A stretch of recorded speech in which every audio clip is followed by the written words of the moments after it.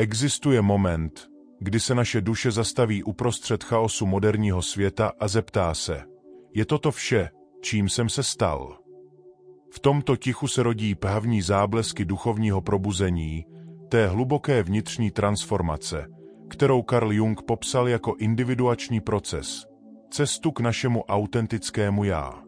Možná jste již pocítili onen neklid, onu nevysvětlitelnou touhu po něčem větším než je vaše každodenní existence. Není náhodou, že právě teď sledujete toto video. Synchronicita, jak by řekl Jung, je významuplná náhoda, která často značí, že stojíte na prahu důležitého objevu o sobě samém. Duchovní probuzení není pouhým módním termínem, ale hlubokou psychologickou realitou, kterou Jung zkoumal celý svůj život. Je to proces, kdy začínáme vnímat, že naše běžné vědomí je pouze tenkou vrstvou plovoucí na oceánu kolektivního nevědomí. Proč tolik lidí cítí prázdnotu navzdory materiálnímu blahobytu?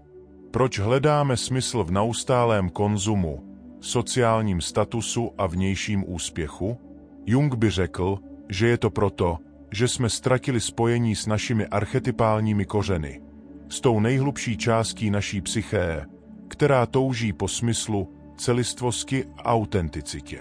Když se člověk začne duchovně probouzet, jeho vztah k určitým aspektům života se dramaticky mění.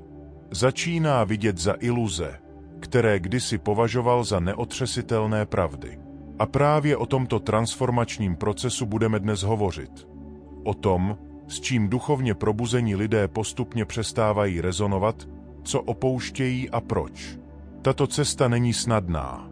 Jung ji nazýval noční mořskou cestou, během níž musíme čelit svému stínu, integrovat své protikladné aspekty a projít temnotou, abychom našli světlo své individuace.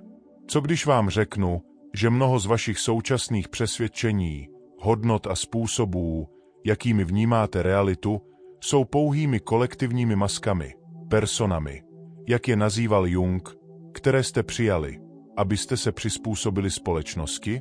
Co když skutečné osvobození přichází teprve tehdy, když se odvážíme tyto masky odložit a začneme naslouchat hlubšímu volání své duše?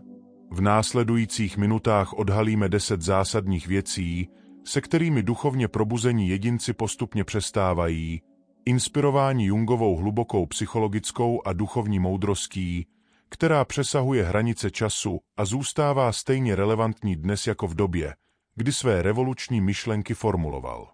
Připravte se na cestu do hlubin své vlastní psyché. Nebudeme pouze sdílet informace. Společně se vydáme na cestu k vašemu autentickému já, k tomu, co Jung nazýval procesem individuace. Možná zjistíte, že některé z těchto transformací již ve svém životě zažíváte, možná objevíte nové perspektivy, které vás posunou na vaší cestě duchovního probuzení. V každém případě vás zvu, abyste toto video sledovali nepouze očima, ale také srdcem a duší, neboť právě tam se odehrávají nejdůležitější transformace. Ve světě plném sociálních masek a rolí začínají duchovně probuzení jedinci rozpoznávat, co Jung nazýval personou, onu společenskou masku, kterou nosíme, abychom uspokojili očekávání ostatních. Tato maska, ačkoliv nezbytná pro fungování ve společnosti, často zaskýrá naše skutečné já. Jung věřil, že mnoho lidí žije život kompletně identifikovaný se svou personou, se svým titulem, pozicí, majetkem nebo společenským statusem. Jsou jako herci, kteří zapomněli, že hrají roli, a začali věřit, že maska je jejich skutečnou tváří. Když se člověk začíná duchovně probouzet, přichází bolestivé, ale osvobozující uvědomění. Nejsem svou prací, nejsem svým titulem, nejsem tím, co o mně říkají ostatní. Začíná vnímat rozdíl mezi tím, kým skutečně je v hloubi své bytosti, a sociálními rolemi, které hraje. Jung toto nazýval prvním krokem individuace, rozpoznáním a oddělením se od persony. Je to jako svléknout šaty, které vám nikdy správně neseděly, ale nosili jste je tak dlouho, že jste zapomněli, jak se cítit pohodlně. Tento proces oddělování se od persony často začíná jako pocit nespokojenosti, prázdnoty nebo odcizení navzdory vnějšímu úspěchu. Představte si úspěšného právníka, který jednoho dne zjistí, že jeho drahý oblek, prestižní kancelář a společenské uznání v něm nevyvolávají žádné skutečné naplnění. V Jungově pohledu je tato krize znamením, že duše volá po autenticitě, po kontaktu s tím, co nazýval selbst, naším pravým, celistvým já, které přesahuje sociální identifikace. Duchovně probuzení lidé postupně přestávají odvozovat svou hodnotu od vnějších měřítek úspěchu. Přestávají potřebovat neustálé potvrzování svého významu prostřednictvím úspěchů, ocenění nebo materiálních zisků. Jung by řekl, že začínají nalézat svůj vnitřní kompas, svou vlastní autoritu, která nevychází z kolektivních hodnot, ale z hluboké moudrosti jejich individuální duše ve spojení s kolektivním nevědomím. Tento přechod od identity založené na personě k autentičtějšímu bytí je často doprovázen obdobím zmatku a nejistoty. Jung to popisoval jako temnou noc duše, období, kdy staré identifikace odumírají, ale nové ještě pilně nevykrystalizovaly. Je to jako stát mezi dvěma světy. Už nevěříte staré verzi sebe sama, ale nová se teprve rodí. V této meziprostoru mohou lidé zažívat úzkost, depresi nebo pocit ztráty směru, což Jung nepovažoval za patologické stavy, ale za nezbytné fáze duchovní transformace. S postupným probouzením přichází také nová kvalita vztahů. Když se přestanete identifikovat se svou personou, začínáte vidět zamazky ostatních. Vztahy založené na vzájemném předstírání a povrchních sociálních hrách ztrácejí přitažlivost. Místo toho vzniká touha po autentických spojeních, kde můžete být pilně sami sebou a dovolit ostatním totéž. Jung věřil, že teprve když se setkáváme na úrovni duše, nikoli na úrovni person, můžeme zažít skutečnou lásku a hluboké mezilidské spojení. Možná jste již na své cestě zažili momenty, kdy jste si uvědomili, jak mnoho vašich každodenních interakcí je řízeno nevědomými scénáři a očekáváními. Jak se chovat na pracovišti, jak působit na sociálních sítích, jaký obraz o sobě vytvářet v různých sociálních kruzích. Duchovní probuzení přináší osvobozující uvědomění, že tyto role můžete hrát vědomně, aniž byste se s nimi stotožňovali. Jung to přirovnával k herci, který mistrně stvárňuje různé postavy, ale po představení ví, kým skutečně je. Tato schopnost nosit svou personu lehce, jak to nazýval Jung, je znakem psychické zralosti a duchovního probuzení. V hloubce naší psyché leží to, co Jung nazýval stínem, soubor všech těch aspektů nás samých, které jsme potlačili, odmítli nebo vytěsnili z vědomí, protože neodpovídali našemu ideálnímu obrazu o sobě nebo byli v rozporu s očekáváními společnosti. Tento stín není inherentně negativní. Obsahuje jak temné, tak světlé kvality, které jsme nebyli schopni integrovat. Duchovně probuzení lidé postupně přestávají být nevědomě ovládáni svým stínem a začínají proces jeho vědomé integrace. Když ignorujeme svůj stín, projevuje se prostřednictvím projekcí. Vidíme v druhých to, co odmítáme vidět v sobě. Jung říkal, vše, co nás na druhých irituje, nás může vést k porozumění sobě samým. Představte si člověka, který je pobouřen sobectvím druhých, zatímco si neuvědomuje vlastní sobecké tendence. Nebo jedince, který kritizuje agresivitu v ostatních, ale potlačuje vlastní hněv. Duchovní probouzení přináší bolestivé, ale transformativní uvědomění, že mnohé z našich silných emočních reakcí na druhé jsou ve skutečnosti reakcemi na nepřiznané části nás samých. S postupným duchovním probuzením přichází ochota podívat se do temnoty svého stínu. Jung věřil, že tato konfrontace je nezbytnou součástí individuačního procesu stávání se celistvou osobou. Nestáváme se osvícenými tím, že si představujeme postavy světla, ale tím, že si uvědomujeme temnotu, napsal Jung. Tento proces vyžaduje odvahu čelit vlastním démonům, našim závistem, žárlivostem, nenávistím, sobeckým touhám a destruktivním impulzům. Není to příjemná práce, ale je hluboce osvobozující. Když si začneme uvědomovat svůj stín, přestáváme být jeho nevědomými otroky. Jung pozoroval, že potlačený stín má tendenci ovládat naše chování způsoby, které si neuvědomujeme. Kolikrát jste řekli nebo udělali něco, čeho jste později litovali, s pocitem, že to nebyli vy. V Jungově pohledu to byl pravděpodobně váš stín, který se projevil, když byla vaše obrana oslabena. Duchovně probuzení jedinci se učí rozpoznávat tyto momenty a přebírat za ně odpovědnost, místo aby se vymlouvali nebo obviňovali okolnosti.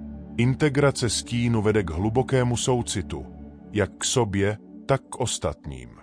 Když uznáme svou vlastní temnotu, přestáváme být tak přísnými soudci druhých.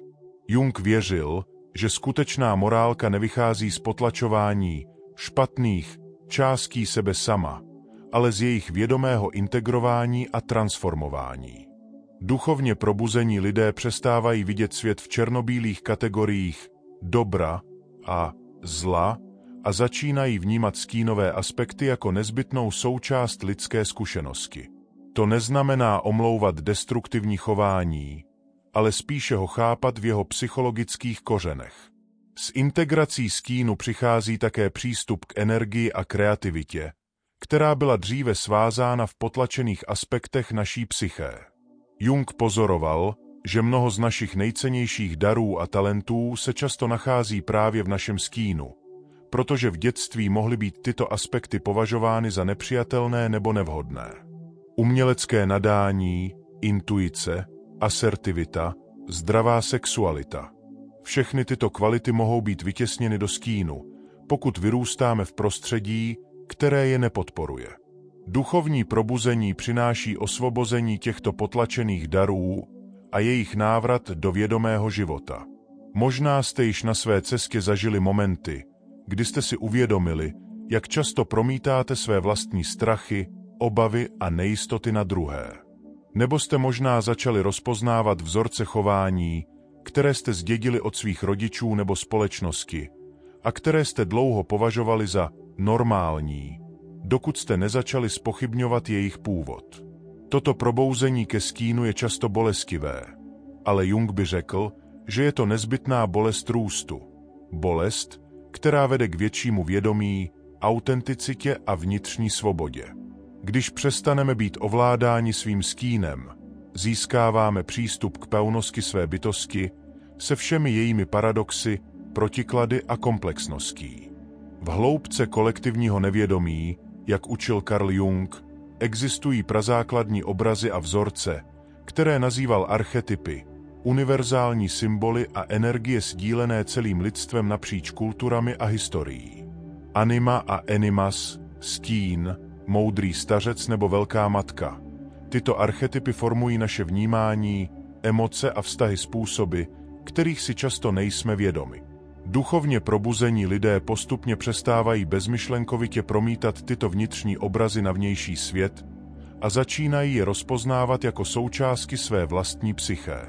Jednou z nejsilnějších archetypálních projekcí je podle Junga projekce animy, vnitřního ženského obrazu v muži, anima, vnitřního mužského obrazu v ženě, na romantické partnery. Kolik vztahů začíná intenzivní fascinací a končí hořkým zklamáním, když druhá osoba nedokáže naplnit naše nevědomé archetypální očekávání? Jung pozoroval, že zamilovanost je často procesem projekce. Nevidíme skutečného člověka, ale svůj vlastní vnitřní obraz promítnutý na plátno druhého.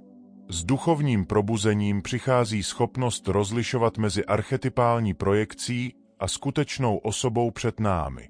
Proces stahování projekcí je náročný a často bolestivý. Vyžaduje, abychom uznali, že mnoho z toho, co milujeme nebo nenávidíme na druhých, jsou ve skutečnosti částky nás samých, které jsme dosud neintegrovali. Jung věřil, že naše nejintenzivnější emocionální reakce, ať už pozitivní či negativní, jsou často známkou projekce. Duchovně probuzení jedinci se učí vnímat tyto silné reakce jako pozvánku k vnitřní práci spíše než jako důvod k obviňování nebo idealizaci druhých. S postupným stahováním projekcí přichází nová kvalita vztahů založená na skutečném vidění druhého, nikoli na archetypálních očekáváních. Jung popisoval tuto transformaci jako přechod od vztahů založených na nevědomí ke vztahům založeným na vědomí. Místo abychom očekávali, že nás partner zachrání, uzdraví nebo dokončí, což jsou všechno archetypální očekávání, začínáme vstupovat do vztahů s vědomím vlastní celistvosti a s respektem k celistvosti druhého. Duchovně probuzení lidé také přestávají promítat archetyp stínu na skupiny, národy nebo jednotlivce, které označují za nepřátele nebo zlo. Jung varoval, že kolektivní projekce stínu jsou základem válek, genocid a masové nenávisti. Když celá společnost promítá své nepřiznané aspekty na nepřítele, vzniká dehumanizace a ospravedlnění násilí. Duchovní probuzení přináší uvědomění, že zlo, které vidíme ve světě, je často odrazem nepřiznaných aspektů kolektivní psyché. A toto uvědomění vede k větší toleranci, empatii a mírumilovnosti. Archetyp moudrého starce nebo velké matky je často promítán na duchovní učitele, terapeuty nebo autority.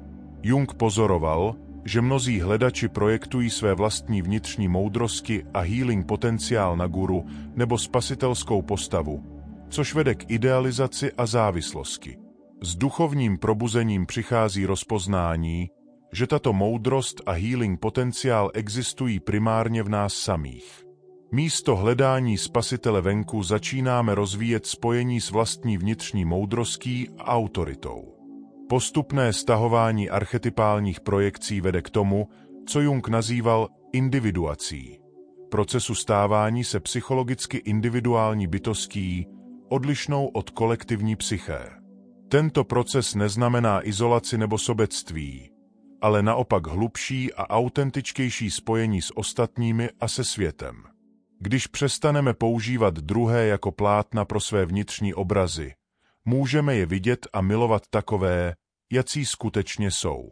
A když integrujeme své vnitřní archetypy, získáváme přístup k jejich moudrosti a energii způsobem, který obohacuje náš život a vztahy, místo aby je komplikoval nevědomými projekcemi. V neustálém proudu myšlenek a emocí, které prochází naší psychikou, jsme zvyklí říkat: jsem naštvaný, jsem smutný, nebo myslím si, že. Jung však nabízel hlubší pochopení. Nejsme svými myšlenkami a emocemi, jsme vědomím, které je pozoruje. Duchovně probuzení lidé postupně přestávají pilně se stotožňovat s obsahem své mysli a začínají kultivovat pozici vnitřního pozorovatele.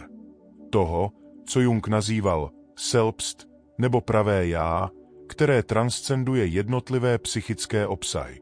Když se přestáváme stotožňovat s každou myšlenkou a emocí, získáváme vnitřní svobodu. Jung pozoroval, že mnoho lidí je v zajetí své vlastní mysli. Jsou jako loutky tahané za nitky vlastními nekontrolovanými myšlenkovými a emočními vzorci. Duchovní probuzení přináší uvědomění, že tyto vzorce jsou často automatickými reakcemi vycházejícími z našich komplexů, emočně nabitých schluků myšlenek, vzpomínek, asociací, které se formovaly během našeho života, zvláště v dětství. S tímto uvědoměním přichází možnost volby, reagovat automaticky nebo vědomě zvolit jinou odpověď. Tento posun perspektivy Jung popisoval jako schopnost objektivizovat psychické obsahy, vnímat myšlenky a emoce jako objekty ve vědomí, nikoli jako absolutní pravdy nebo neměnné aspekty naší identity. Představte si rozdíl mezi výroky jsem bezcenný a mám myšlenku, že jsem bezcenný. Právní výrok stotožňuje celou vaši bytost s přechodnou myšlenkou. druhý vytváří prostor mezi vaším vědomím a touto myšlenkou. Tento prostor je místem svobody a transformativního potenciálu. S duchovním probouzením přichází hlubší porozumění emocím jako energetickým stavům, které procházejí naší psychikou. Jung viděl emoce ne jako nepřátele, které je třeba potlačit, ani jako absolutní pravdy, které musíme bezvýhradně následovat, ale jako významné posly nesoucí informace z hlubších vrstev psyché. Duchovně probuzení lidé se učí vědomě pracovat s emocemi, pilně je pociťovat, naslouchat jejich poselství a integrovat jejich energii bez toho, aby byli jimi ovládáni nebo se s nimi pilně stotožňovali. Tento vyvážený přístup k emocím Jung nazýval cítící funkcí, schopností rozlišovat a oceňovat hodnotu věcí. Není to totéž jako emocionalita, ale spíše vědomé vnímání a hodnocení. S duchovním probuzením se tato funkce stává více diferencovanou. Místo černobílých emočních reakcí vzniká bohatší paleta odstínů a nuancí. Přestáváme být otroky emočních extrémů a rozvíjíme schopnost vnímat jemnější kvality našich vnitřních stavů a vnějších zkušeností. Jung také pozoroval, že moderní lidé mají tendenci nadměrně se identifikovat s racionální myslí a potlačovat intuitivní a instinktivní aspekty své psyché. Toto jednostranné zaměření vede k psychické nerovnováze, odcizení od hlubších aspektů bytí. Duchovní probuzení často zahrnuje znovu objevení a integraci těchto potlačených funkcí, intuice, instinktu, představivosti a snění do vědomého života. Namísto identifikace pouze s racionální myslí vzniká bohatší, komplexnější a integrovanější vztah ke všem psychickým funkcím. V tomto procesu osvobozování se od identifikace s myšlenkami a emocemi hraje klíčovou roli to, co Jung nazýval aktivní imaginací, metoda vnitřního dialogu s různými aspekty psyché. Místo pouhého přemýšlení o svých problémech nebo emocích se učíme vstupovat do přímého dialogu s nimi, vnímat je jako autonomní části nás samých, které mají svůj vlastní hlas a moudrost. Tento přístup umožňuje transformativní setkání s obsahy naší psyché, aniž bychom se s nimi pilně stotožňovali nebo je potlačovali. Je to cesta ke skutečné vnitřní integraci a celistvosti. V kultuře posedlé dokonalostí, úspěchem a neustálým sebezlepšováním nám Jung připomíná hlubokou pravdu. Skutečná celistvost zahrnuje přijetí svých stínů, omezení a zranitelnosti, nikoli jejich překonání nebo eliminaci. Duchovně probuzení lidé postupně přestávají usilovat o nedosažitelnou vnější dokonalost a začínají kultivovat to, co Jung nazýval celistvostí, integrací všech aspektů self, včetně těch temných, slabých nebo problematických. Jung ostře rozlišoval mezi perfekcionismem a celistvostí. Perfekcionismus je posedlost ideálem, který vylučuje vše, co je považováno za nedokonalé nebo slabé. Je založen na identifikaci s personou a popírání stínu. Naproti tomu celistvost, to, co Jung nazýval selbst nebo bytostné já, zahrnuje všechny aspekty psyché v dynamické, živoucí jednotě protikladů. Duchovní probuzení přináší hluboké pochopení, že dokonalost není absencí nedokonalostí, ale jejich vědomou integrací do většího celku. Toto přehodnocení vztahu k dokonalosti má hluboké dopady na náš vztah k sobě samým a k životu. Duchovně probuzení jedinci přestávají vidět své nedostatky jako překážky, které je třeba překonat, a začínají je vnímat jako nezbytné součástky své jedinečné cesty. Jung věřil, že naše zranění a slabosti často skrývají náš největší potenciál. Místa, kde jsme zranitelní, jsou také místy, kde se můžeme otevřít hlubšímu životu, autentičtější existenci. S opuštěním honby za dokonalostí přichází osvobození od tyranického vnitřního kritika, té části nás, která neustále posuzuje, srovnává a shledává nás nedostatečnými. Jung pozoroval, že tento vnitřní kritik je často introjikovaným hlasem rodičovských nebo společenských očekávání, která jsme internalizovali. Duchovní probuzení přináší schopnost rozpoznat tento hlas jako jen jednu část naší komplexní psyché, nikoli jako absolutní autoritu nebo konečnou pravdu o naší hodnotě. Místo honby za dokonalostí začínají duchovně probuzení lidé kultivovat kvalitu, kterou Jung nazýval věrnost vlastní individuální cestě. Tato věrnost nevyžaduje dokonalost, ale autenticitu a integritu. Živý, dynamický vztah ke všem aspektům své bytosti. Jung to vyjádřil slovy: nejsem to, co se mi stalo, jsem to, čím se rozhodnu stát. Tato svoboda volby není svobodou k dosažení nějakého vnějšího ideálu, ale k vyjádření své jedinečné individuality se všemi jejími paradoxy a protiklady. S opuštěním perfekcionismu přichází také nový vztah k chybám a selhání. Místo, aby je vnímali jako důkazy své nedostatečnosti, začínají je duchovně probuzení jedinci vnímat jako nezbytné kroky na cestě individuace. Jung věřil, že naše chyby a pády jsou často projevem moudrosti našeho nevědomí, které nás vede k hlubšímu porozumění sobě samým a světu. Selhání může být darem, který nás přivádí zpět k autentičtějšímu způsobu bytí, když jsme se od něj příliš vzdálili. Tento posun od perfekcionismu k celistvosti se projevuje i ve vztahu k tělu a jeho procesům. V kultuře posedlé fyzickou dokonalostí a věčným mládím přináší duchovní probuzení hluboké přijetí tělesnosti se všemi jejími omezeními, změnami a konečností. Jung viděl tělo jako důležitý aspekt našeho bytí, nositele moudrosti a zkušenosti, který není třeba podřizovat abstraktním ideálům dokonalosti. S přijetím tělesné reality přichází také hlubší porozumění cykličnosti života, procesu stárnutí a dokonce i smrtelnosti jako integrálních součástí lidské zkušenosti. V moderní společnosti orientované primárně na vědomou, racionální mysl představují sny a nevědomé procesy často oblasti ignorované, odmítané nebo dokonce obávané. Jung však věřil, že právě v těchto hlubinách spočívá nevyčerpatelný zdroj moudrosti, kreativity a transformativního potenciálu. Duchovně probuzení jedinci postupně přestávají ignorovat nebo bát se svého nevědomí a začínají kultivovat vědomý dialog s těmito hlubšími aspekty psyché. Sny byly pro Junga královskou cestou k nevědomí, přímými, nekódovanými zprávami od hlubších částí naší psyché. Na rozdíl od Freuda, který viděl sny primárně jako projevy potlačených přání, Jung vnímal sny jako mnohem víc, jako kompenzační funkci psyché, která doplňuje a vyvažuje jednostrannost našeho vědomého postoje, jako zdroj kreativních řešení našich problémů, jako projevy archetypální moudrosti a jako průvodce na cestě individuace. Duchovně probuzení lidé se učí naslouchat svým snům ne jako náhodným neuronálním výbojům nebo nesrozumitelným fantaziím, ale jako významuplným komunikacím od moudřejších částí sebe samých.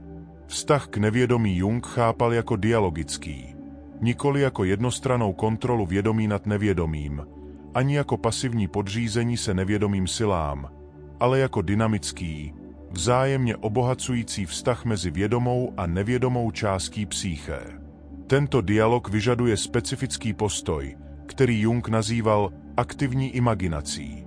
Schopnost vstoupit do světa obrazů a symbolů, nechat je promlouvat svým vlastním hlasem a zároveň si udržet vědomé zakotvení. Duchovní probuzení přináší kultivaci tohoto postoje.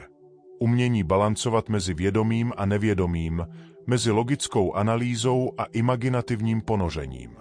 S postupným otevíráním se nevědomí přichází také hlubší porozumění synchronicitám, smysluplným náhodám, které podle Junga odrážejí hlubší vzorce propojení mezi psychickým a fyzickým světem.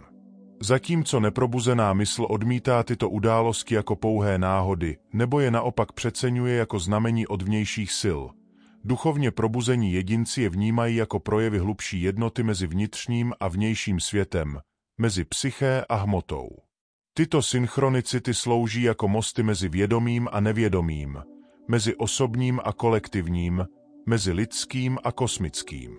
Jung pozoroval, že mnoho psychických problémů moderního člověka pramení z odcizení od nevědomí, z přílišné identifikace s vědomou myslí a potlačení instinktivních, intuitivních a imaginativních aspektů bytí. Toto odcizení vede k jednostrannosti, rigidnosti a vnitřní prázdnotě. Duchovní probuzení přináší opětovné spojení s těmito potlačenými aspekty psyché, s vnitřní přírodou, jak to Jung nazýval. Toto znovu spojení nevede k iracionalitě nebo primitivnosti, ale k bohatší, komplexnější a integrovanější formě vědomí, které zahrnuje jak racionální, tak intuitivní způsoby poznávání. Nevědomí obsahuje podle Junga nejen osobní vytěsněné obsahy, ale také kolektivní nevědomí. Vrstvu psyché sdílenou celým lidstvem, obsahující archetypální vzorce a symboly. Duchovně probuzení lidé přestávají vnímat sebe sama jako izolované jednotky a začínají pociťovat propojení s tímto hlubším kolektivním základem. To nevede k rozpuštění individuality v kolektivu, ale naopak k bohatšímu a autentičtějšímu prožívání své jedinečnosti na pozadí sdílené lidské zkušenosti. Snové symboly Jung nechápal jako pouhé zástupné znaky pro něco jiného, ale jako přímé vyjádření nevědomých obsahů v jejich přirozené formě. Duchovně probuzení jedinci se učí respektovat symbolickou řeč snů a nevědomí, nevnucovat jí literální interpretace, ale naslouchat jejím mnohovrstevnatým významům. Jung věřil, že symboly jsou živoucí entity, mosty mezi vědomým a nevědomým, které umožňují transformativní dialog mezi těmito dvěma světy. S postupným probouzením se rozvíjí schopnost symbolického vědomí, vnímání reality nepouze skrze její doslovnou, povrchní vrstvu, ale skrze její hlubší symbolické významy. Otevření se nevědomí přináší také nové porozumění tvořivosti, kterou Jung viděl ne jako výkon vědomé mysli, ale jako spolupráci vědomí s nevědomými silami. Všechny tvůrčí síly a inspirace pocházejí z nevědomí, napsal Jung. Duchovně probuzení lidé přestávají oddělovat práci a kreativitu a začínají integrovat tvůrčí princip do všech aspektů svého života. Kreativita se stává způsobem bytí, způsobem vztahování se k sobě a světu, který překonává běžné dichotomie mezi prací a hrou, povinností a radostí, užitečným a krásným. V kultuře orientované na vnější úspěchy, materiální zisky a sociální uznání Jung nabízel radikálně odlišnou perspektivu. Skutečný smysl života nelze nalézt pouze ve vnějším světě, ale v procesu individuace, v cestě k našemu autentickému já. Duchovně probuzení lidé postupně přestávají hledat naplnění pouze v externích úspěších a začínají kultivovat vnitřní život jako primární zdroj smyslu a hodnoty.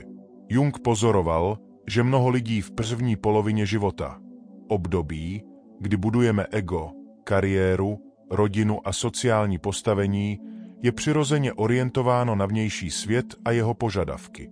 Problém nastává, když tento vnější fokus přetrvává i ve druhé polovině života, kdy duše volá po hlubším, vnitřním naplnění.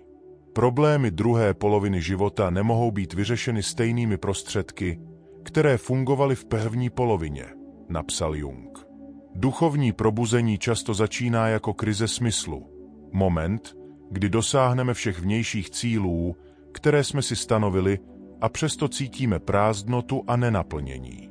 S přesunem fokus od vnějšího k vnitřnímu přichází nové porozumění smyslu života.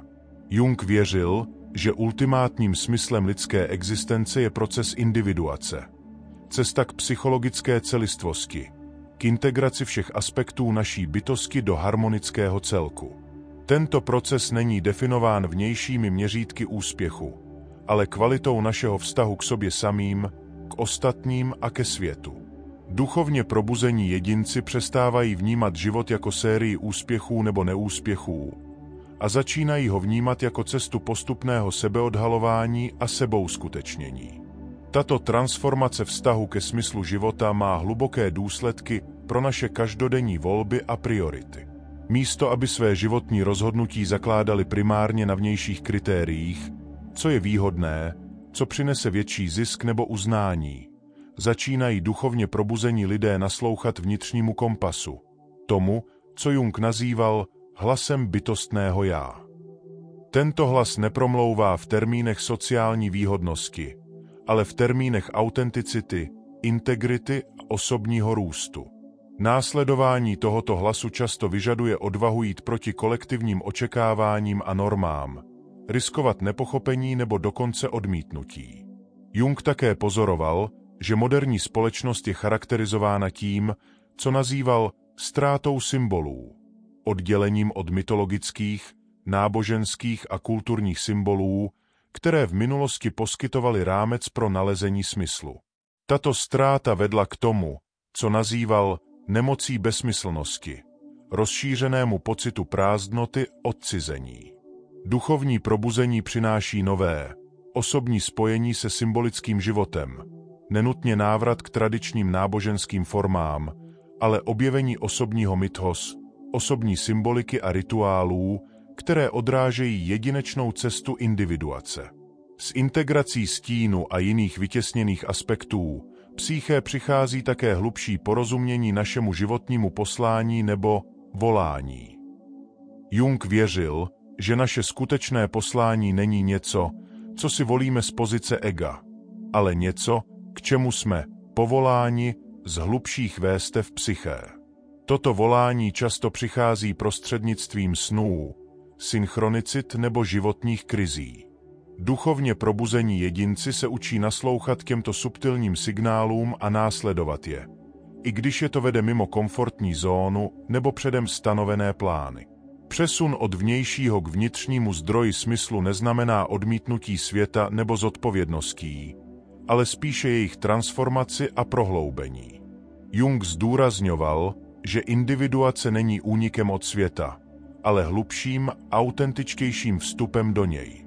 Duchovně probuzení lidé často zjišťují, že jejich vnější aktivity se stávají smysluplnějšími a efektivnějšími, když jsou vedeny vnitřním kompasem spíše než vnějšími očekáváními. Jejich práce, vztahy a tvůrčí vyjádření se stávají kanály pro manifestaci jejich autentického já, spíše než prostředky k dosažení vnějšího úspěchu nebo uznání. Tento posun perspektivy přináší také nové porozumění utrpení a životním výzvám.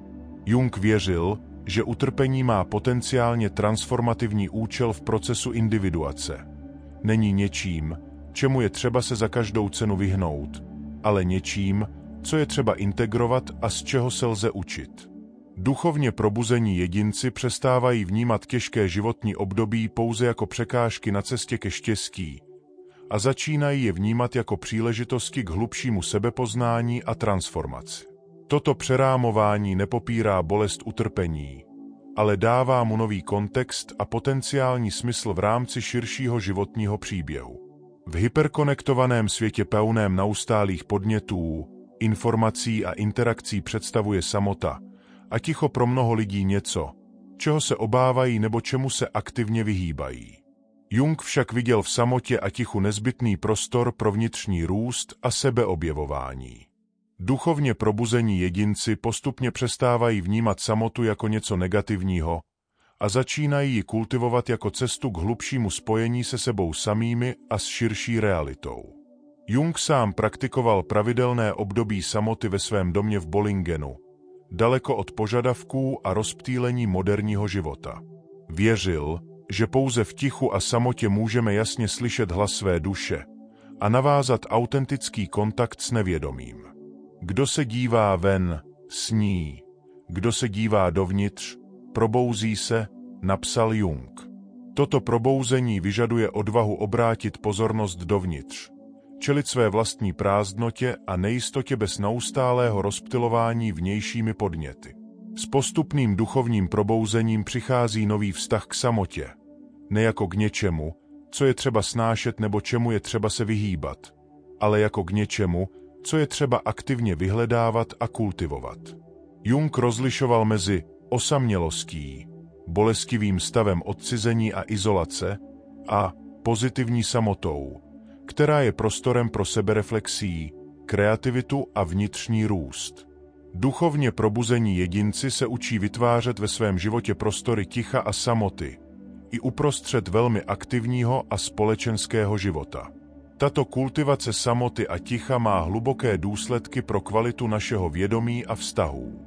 Jung pozoroval, že neustálá aktivita a rozptýlení často slouží jako obrana proti úzkosti z konfrontace s existenciálními otázkami a vnitřními konflikty. Když se této konfrontaci vyhýbáme, naše psyché zůstává fragmentovaná a naše vztahy povrchní. Duchovně probuzení jedinci přestávají používat aktivitu a sociální interakce jako útěk od sebe samých a začínají je vnímat jako výraz a sdílení toho, co objevili v tichu a samotě. Ticho není pouze absencí zvuku, ale také stavem vnitřního sklidnění, kdy se mysl postupně vyprazdňuje od neustálého proudu myšlenek a plánů. Jung praktikoval formy meditace a kontemplace, které umožňovaly tento vnitřní klid. S duchovním probuzením přichází schopnost být přítomen v tichu, neprázdném tichu apatie nebo disociace, ale pevném tichu hluboké přítomnosti a bdělosti. V tomto tichu se rodí intuice, kreativita a hluboké vhledy, které nejsou dostupné v běžném stavu mentální aktivity. Jung také věřil, že v tichu a samotě nacházíme spojení s něčím, co nás přesahuje, ať už to nazýváme kolektivním nevědomím, přírodou, kosmem nebo božstvím. Moderní člověk nemůže najít Boha, protože se nedokáže podívat dostatečně hluboko do sebe, napsal Jung. Duchovně probuzení jedinci objevují, že čím hlouběji jdou do svého nitra v tichu a samotě, tím více se otevírají něčemu univerzálnímu a transcendentnímu. Paradoxně, čím více kultivují autentické spojení se sebou samými, tím více se cítí spojeni s ostatními a s celým bytím. S přijetím samoty a ticha přichází také nová kvalita společenských interakcí. Místo vztahů založených na vzájemné závislosti, projekcích nebo útěku před samotou vznikají vztahy založené na sdílení autenticity, na setkání dvou celistvých bytostí. Jung věřil, že skutečné společenství je možné pouze mezi jedinci, kteří dosáhli určité míry individuace, kteří jsou schopni stát sami a přesto se hluboce spojit s druhými. Duchovně probuzení lidé přestávají používat vztahy jako náhradu za chybějící vnitřní celistvost a začínají je vnímat jako prostory pro vzájemné obohacení a sdílení. Kultivace ticha a samoty v dnešním hyperkonektovaném světě vyžaduje vědomé rozhodnutí a disciplínu. Duchovně probuzení jedinci často vytvářejí ve svém životě rituály a praktiky, které jim umožňují pravidelný návrat do tohoto prostoru. Ať už je to ranní meditace, procházky v přírodě, tvůrčí činnost nebo prosté sezení v tichu. Tyto praktiky nejsou únikem od života, ale jeho prohloubením, cestou k autentičtějšímu a vědomějšímu způsobu bytí ve světě. V lidské společnosti existuje silná tendence nekriticky přijímat kolektivní hodnoty, přesvědčení a normy našeho kulturního prostředí jako absolutní pravdy. Jung však varoval před nebezpečím této konformity pro psychologický a duchovní vývoj jednotlivce.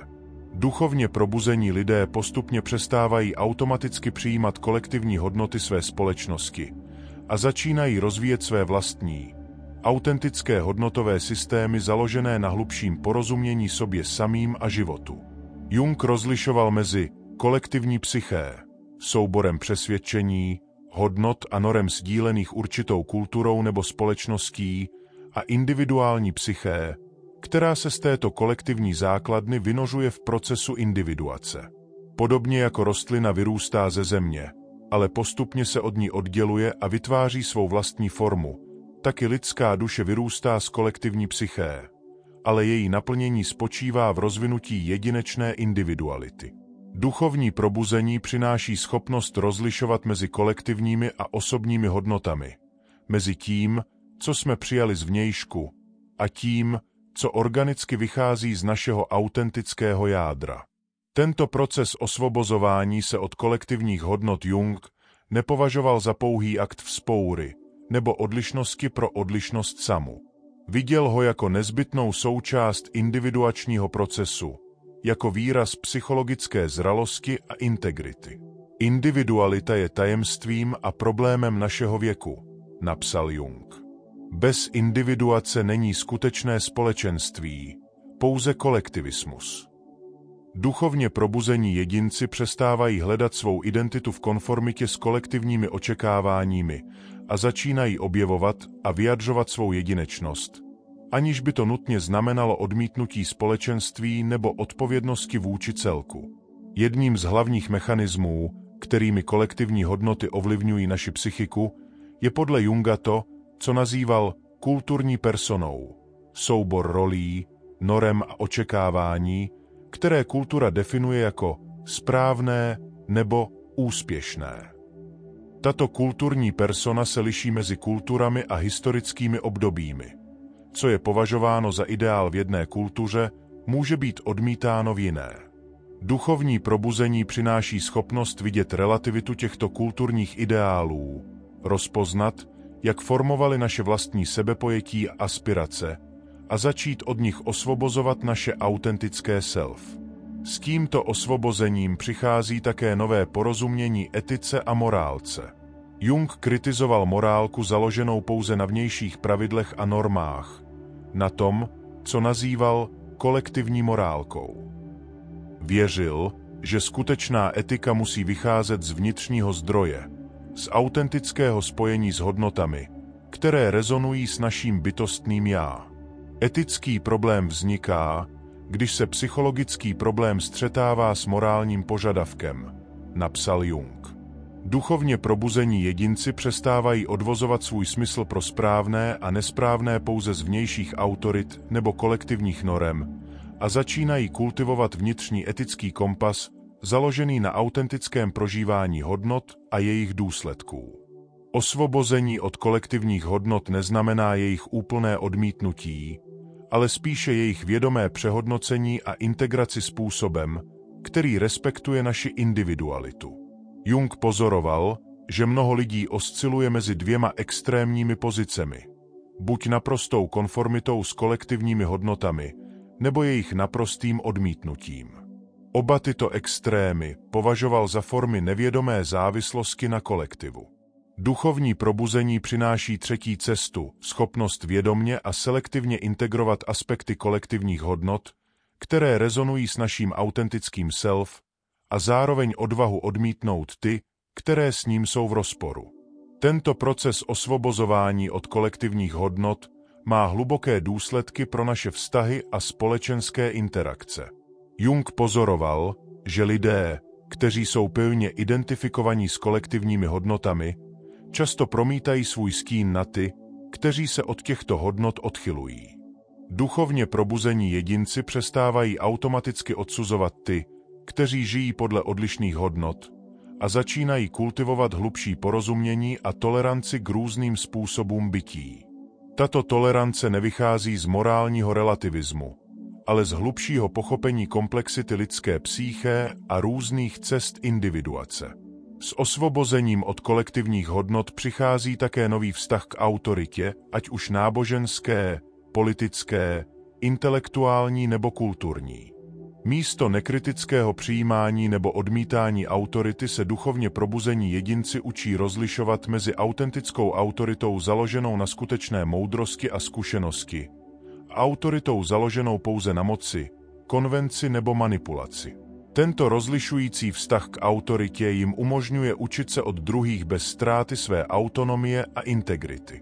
V kultuře, která popírá, skrývá a patologizuje smód, představoval Jung radikálně odlišný přístup. Viděl smód jako integrální součást života, jako hranici, která dává životu jeho hloubku, intenzitu a smysl.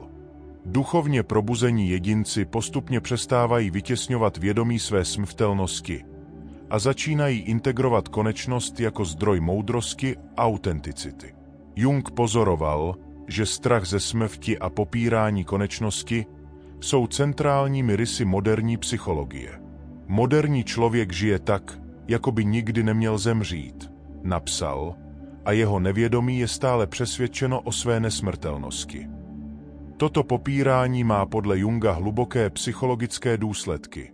Vede k povrchnosti, materialismu a neschopnosti žít pilně v přítomnosti. Duchovní probuzení přináší odvahu podívat se smrti do tváře, integrovat vědomí konečnosti do každodenního života a objevit hlubší dimenzi existence právě v kontextu její pomíjivosti. Konfrontace se smrtí v Jungově pojetí není morbidní posedlostí nebo pesimistickým vzdáním se radosti života, ale naopak cestou k hlubšímu, autentičtějšímu prožívání. Pevná akceptace naléhavosti smrti by nás vedla k hlubšímu prožívání života, napsal Jung. Duchovně probuzení jedinci zjišťují, že vědomí konečnosti paradoxně prohlubuje jejich schopnost být přítomni, oceňovat krásu okamžiku a rozlišovat mezi tím, co je v životě skutečně důležité, a tím, co je povrchní nebo pomíjivé. Jung také pozoroval, že strach ze smrti často pramení z nevědomého pocitu nenaplněného života. Pocitu, že jsme nežili svůj vlastní život, ale život definovaný vnějšími očekáváními nebo kolektivními hodnotami. Člověk se bojí smrti, když necítí, že žil svůj vlastní život plně, napsal. Duchovní probuzení přináší závazek k autentickému životu, k naplnění našeho jedinečného potenciálu a následování naší individuační cesty. Tento závazek k životu v jeho pevnosti paradoxně transformuje náš vztah ke smrti. Ve druhé polovině života Jung považoval vyrovnání se s konečností za centrální psychologický úkol. Zatímco první polovina života je přirozeně zaměřena na budování ega, kariéry, rodiny a vnějších úspěchů, druhá polovina volá po hlubší reflexi, po obrácení pohledu dovnitř a po přípravě na velkou cestu, na přechod z tohoto života. Duchovně probuzení jedinci přestávají vnímat stárnutí pouze jako postupnou ztrátu a začínají ho vnímat jako příležitost k prohloubení moudrosti, vnitřního klidu a celistvosti.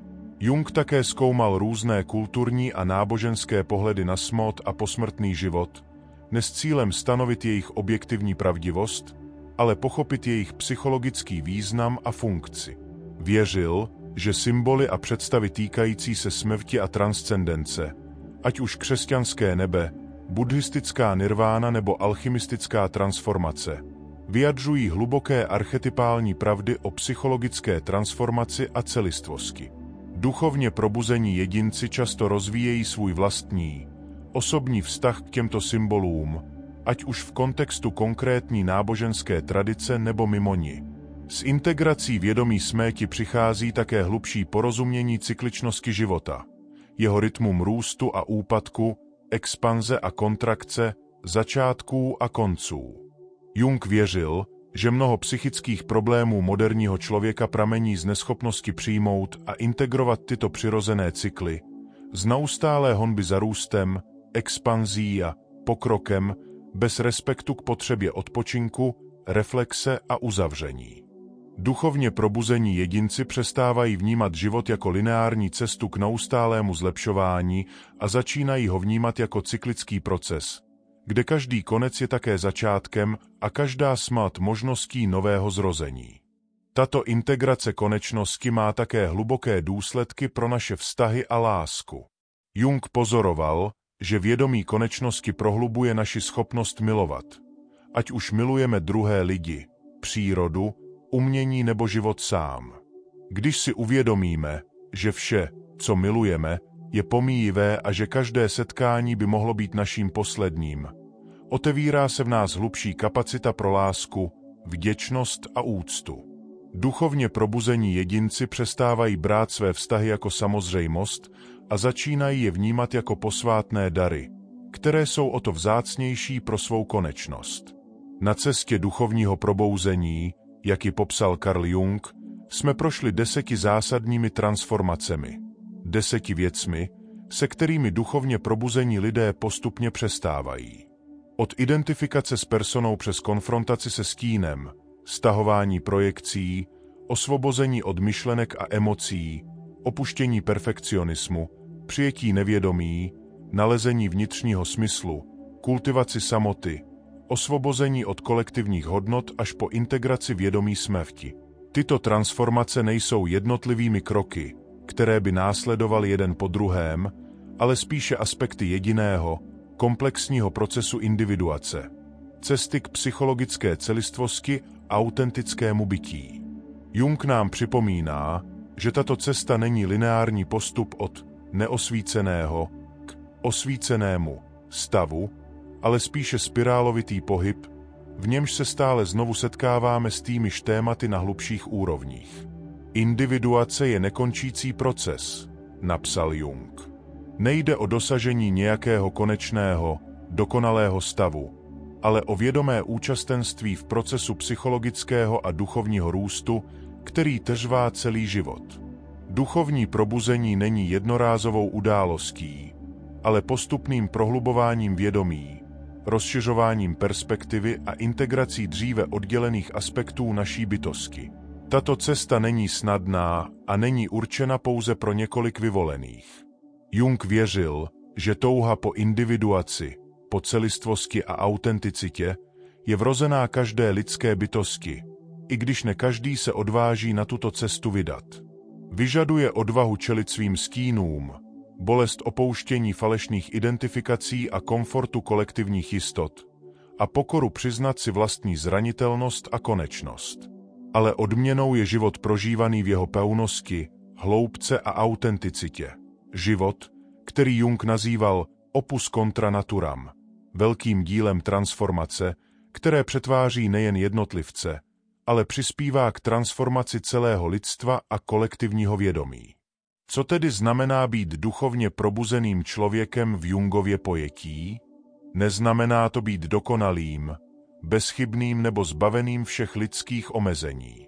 Neznamená to ani žít v neustálém stavu blaženosti nebo odtržení od běžných lidských starostí. Znamená to spíše žít s vědomím své komplexnosti a paradoxnosti, přijímat všechny aspekty své bytosti, udržovat vědomý dialog mezi různými částmi psyché a kultivovat vztah k něčemu, co nás přesahuje, ať už to nazýváme selbst, bytostné já, kolektivní nevědomí nebo božství.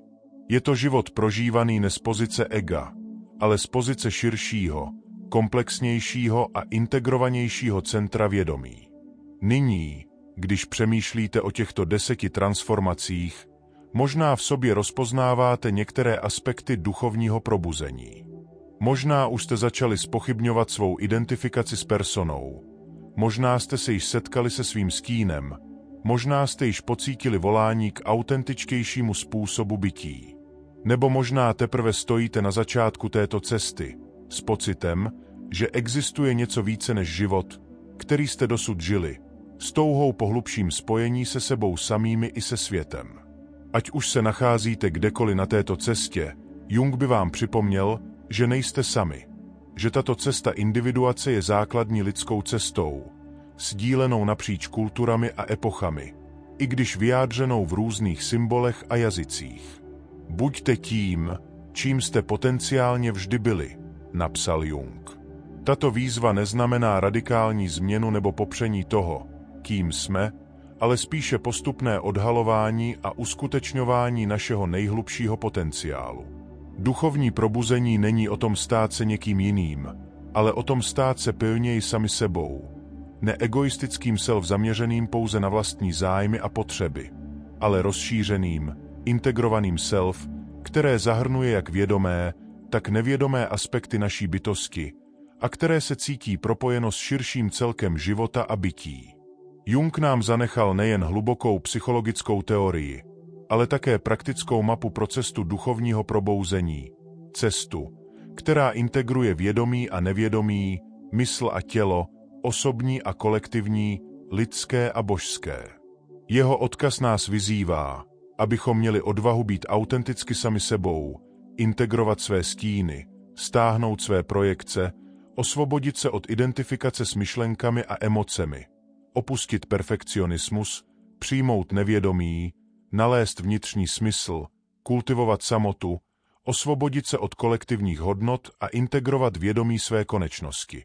Ne jako izolované techniky nebo strategie, ale jako aspekty jediného, komplexního procesu stávání se celistvou, integrovanou bytostí.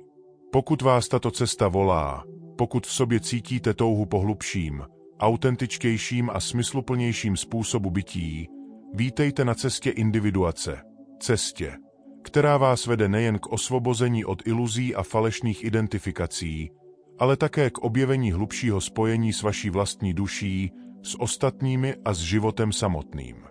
Jak Jung řekl, vaše vize se stane jasnou pouze tehdy, když se podíváte do svého srdce. Kdo se dívá ven, sní. Kdo se dívá dovnitř, probouzí se. Pokud jste našli hodnotu v tomto průzkumu Jungovy psychologie a duchovní cesty, podpořte nás prosím lajkem a sdílením tohoto videa. Nezapomeňte se přihlásit k odběru našeho kanálu pro další obsah o psychologii, spiritualitě a osobní transformaci. V komentářích nám dejte vědět, která z těchto 10 transformací nejvíce rezonuje s vaší vlastní cestou. Vaše příběhy a vhledy inspirují nejen nás, ale i ostatní diváky na jejich vlastních cestách. Děkuji vám za vaši pozornost a za to, že jste součástí této komunity hledačů hlubšího porozumění a autenticity.